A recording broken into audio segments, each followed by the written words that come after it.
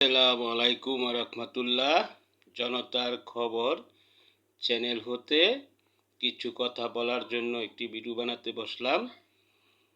হাদি হত্যার মূল আসামিরা ভারতে ধরা পড়েছে, এখন কারাগারে আছে। বাংলাদেশ সরকার তাদেরকে বাংলাদেশে আনার জন্য প্রক্রিয়া শুরু করেছে।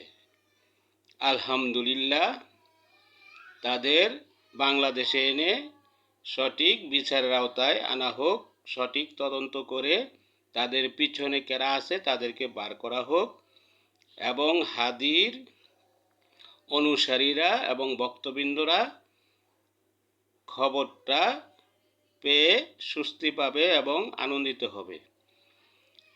এইটা হলো জনতার খবর চ্যানেল হতে বাংলাদেশ সরকারের প্রতি মতামত, এবং বাংলাদেশের সরকার কূটনৈতিকভাবে যে কাজটি করেছে তা প্রশংসনীয়।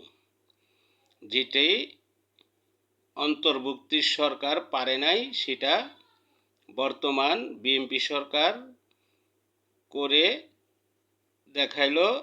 আশা করি এমনভাবে আরও দাগী আসামি যারা আছে বিভিন্ন দেশে তাদেরকেও এইভাবে বাংলাদেশে এনে বিচার করবে। এটা জনগণের দাবি, এবং সরকারের ভাবমূর্তি উজ্জ্বল হবে। আসসালামু আলাইকুম রহমতুল্লাহ।